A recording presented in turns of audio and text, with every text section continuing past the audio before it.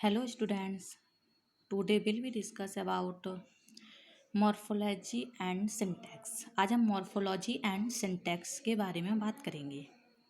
The term grammar is often used to refer to morphology and syntax together. Language can be classified according to the grammatical principles which hold for them.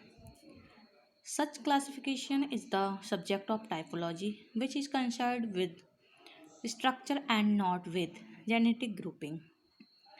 A language may change its type over time, as has happened with English, which in the Old English period was a synthetic language with many inflections and now is a rather analytic language with few grammatical endings. देखिए, हम morphology को हिंदी में आकृति विज्ञान बोलते हैं और syntax को वाक्य रचना. व्याकरण शब्द का प्रयोग अक्सर आकृति विज्ञान और वाक्य रचना को एक साथ करने के लिए किया जाता है. भाषा को उन व्याकरणिक सिद्धांतों के अनुसार वर्गीकृत किया जा सकता है जो उनके लिए धारण करते हैं.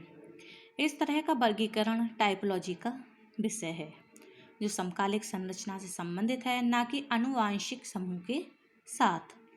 एक भाषा अपने प्रकार को समय के साथ बदल सकती है, जैसा कि अंग्रेजी के साथ हुआ है, जो पुरानी अंग्रेजी अवधि में कई विभक्तियों के साथ एक सिंथेटिक भाषा थी और अब कुछ व्याकरणिक अंत के साथ एक विश्लेषणात्मक भाषा है.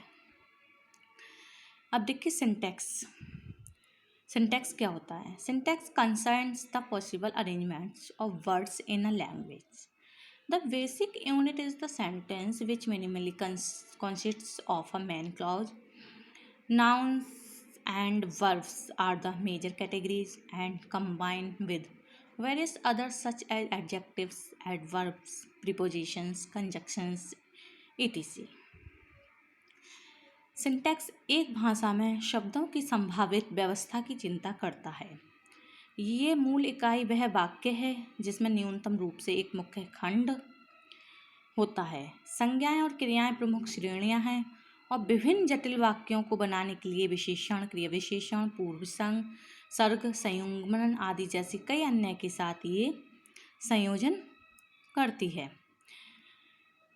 देखिए, भाषाविद अक्सर एक स्तर के बीच अंतर करते हैं जिस पर किसी वाक्य की अस्पष्ट शब्दार्थ संरचना को दर्शाया जाता है, जिसे पूर्व में गहरी संरचना वास्तविक वाक्य के रूप में संदर्भित किया जाता है, जिसे पहले भूतल संरचना कहा जाता है. नेक्स्ट हमारा टाइप्स ऑफ मॉर्फोलॉजी. मॉर्फोलॉजी के प्रकार.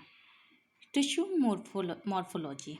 Tissues can also have diverse morphologies based on their function within an organism. Skeletal muscle cell form long bundles that are wrapped together. The bundles are connected to one via tendons. These bundles are able to contract to generate force.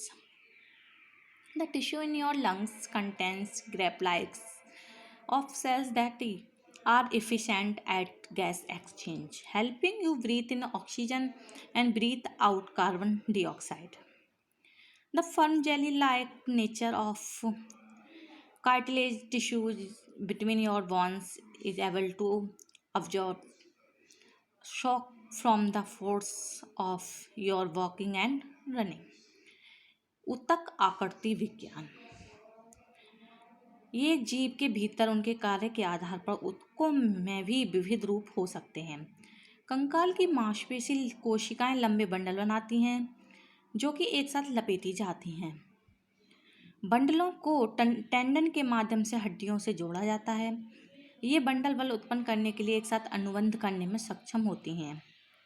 ये फेफड़ों में उपकला ऊतक में gas exchange में कुशल कोशिकाओं के अंगूर जैसी थैली होते हैं जो आपको ऑक्सीजन में सांस लेने, कार्बन डाइऑक्साइड को बाहर निकालने में मदद करते हैं. हड्डियों के बीच उपास्थि ऊतक की फर्म जेली जैसी प्रकृति आपके चलने और दौड़ने के बल से आदमी को अवशोषित करने में ये सक्षम होता है. नेक्स्ट है organ morphology. Organ morphology also follows the shape and function pattern The human heart has four chambers. The two bottom chambers are called ventricles and have thick muscular walls compared to the two upper chambers, the atria. The ventricle walls are thick because these two chambers need to pump blood to the large areas of the body. Another example of organ morphology is the female human breast. It is a system of grape-like ducts that merge into one main duct. The grape-like sacs produce milk and contract to push the milk into the main duct and out of the nipple. यानी अंग आकृति विज्ञान भी आकृति और कार्य pattern का ये अनुसरण करता है। मानव हृदय के चार कक्ष होते हैं। दो ऊपरी कक्षों को वेंट्रिकल्स कहा जाता है और दो ऊपरी कक्षों एट्रिया की तुलना में मोटी मांसपेशियों की दीवारें होती हैं। वेंट्रिकल की दीवारें मोटी होती हैं क्योंकि इन दो कक्षों को शरीर के बड़े क्षेत्रों में रक्त पंप करने की आवश्यकता होती है। अंग आकृति विज्ञान का एक अन्य उदाहरण महिला मानव स्तन है। यह अंगूर की तरह नलिकाओं की एक प्रणाली है जो मुख्य वाहिनी में विलीन हो जाती है। अंगूर की तरह के थैली दूध का उत्पादन करते हैं और दूध को मुख्य नलिका से बाहर निकालते हैं। नेक्स्ट है the whole organism. The largest level of morphology is the that of the entire organism in the animal kingdom. The two main body plans are radial symmetry like that of the starfish and bilateral symmetry like that of the lobster. Another type of diverse organism morphology is fin structure for swimming compared to limb structure for sprinting. Dolphins have 5 fins that help them keep balance and regulate body temperature. यानी आकारिकी का सबसे बड़ा स्तर पूरे जीव का है। पशु साम्राज्य में दो मुख्य शरीर योजनाएं रेडियल समरूपता है जैसे कि तारा मछली और द्विपक्षीय समरूपता लॉबस्टर की तरह। स्प्रिंगिंग के लिए अंग संरचना की तुलना में एक अन्य प्रकार की विविध जीव आकृति विज्ञान तरीके के लिए अंतिम संरचना है। डॉल्फिन में 5 पंख होते हैं जो शरीर के तापमान को संतुलित रखने और विनियमित रखने में उनकी मदद करते हैं। चीता में हल्के वजन वायुगतिकी शरीर होते हैं जो तेज पीछा करने के लिए लचीले होते हैं। ये जो है वाक्य संरचना यानी सिंटैक्स आमतौर पर एक पेड़ आरेख के माध्यम से प्रदर्शित की जाती है।